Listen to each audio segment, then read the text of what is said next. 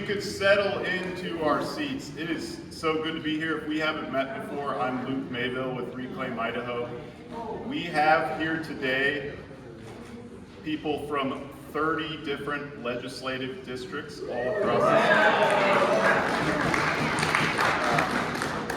state. We have, I think I counted 55 different zip codes.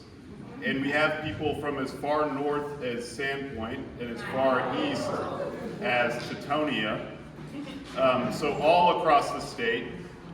And whether you travel, 400 miles to be here, or whether I know a few of you maybe walk from a few blocks away, it is so important that you're here because you are doing something important today.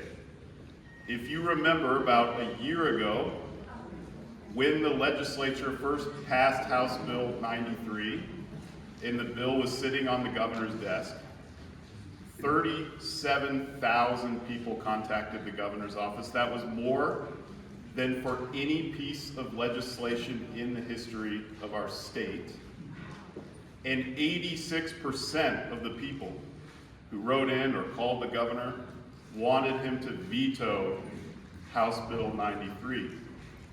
And then fast forward to today, we've seen poll after poll that the majority of the people of Idaho do not like the idea of school vouchers.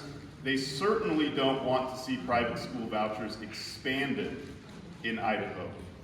So even a recent public opinion poll from the BSU public opinion survey, they found some support for the voucher program, but even that survey found that when they asked whether people wanted the program expanded beyond the current $50 million where it's capped, just 21% wanted it expanded. 70% either wanted it to stay capped at $50 million or they wanted it repealed entirely. 70% of the people of Idaho. So today, as we go about with all the events of the day, I want you to think about all those people out there, whether it's the 32,000 people who contacted the governor's office and asked him to veto this bill, or whether it's the 70% of the entire population that says they do not want this program expanded. Think about those people, because that's the majority in the state of Idaho who are on our side, who do not want to see private school vouchers expanded in this state. And you being here today, you are representing that majority. There are hundreds of thousands of people who feel the way that you do about this issue. They couldn't all be here today, but we are here.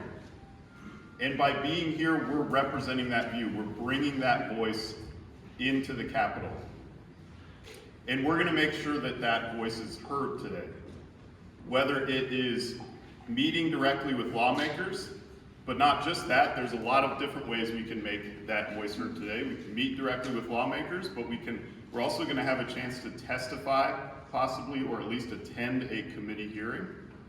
We're going to have a chance to speak directly with media and make sure this message gets out even beyond this group. We're going to have a chance to share our stories on social media. There's all kinds of ways to speak up and make sure that we send a very clear message today, which is the message of the majority of the Idaho public, which is that we in Idaho believe in public education. We don't want to see a single dollar more go to private school vouchers. So that is why we're here today. And it's I'm so grateful that you all are here. Everyone who helped organize this event are so grateful you're here. But I think there's many, many thousands of people out there who are also very grateful you're here because you're representing their voice. Okay, now, I'm going to just make a quick note because we got a recent update, just a quick sort of logistical note. We have at 3 p.m., there is going to be a chance to attend a hearing in the Senate Education Committee It's going to be about a bill that just got scheduled for that committee not long ago. It's Senate Bill 1317, and it's an important bill to promote public education, specifically special education. It's not a bill that will do everything for special education. We have a $100 million shortfall right now when it comes to special needs and special education in the state of Idaho, but it is a positive step forward. What it will do, this bill, Senate Bill 1317, it will help create regional service centers that allow both school districts and charters to pool and share special education resources, including staff. So think about a rural district that might not be able to really afford to hire their own school psychologist, but if they could come together with neighboring districts or neighboring charters and pool resources, they might be able to get a school psychologist in their rural district. So that's, you'll have a chance to attend a hearing on that bill at 3 p.m. You can find more information with the resources in the back about that, and more information about that bill. And we're going to be encouraging some of you, at least, to testify on that bill. Some of you will be attending an event, another meeting not long after that, so we won't encourage you to testify. But keep that in mind, the Senate Education Committee at 3 p.m.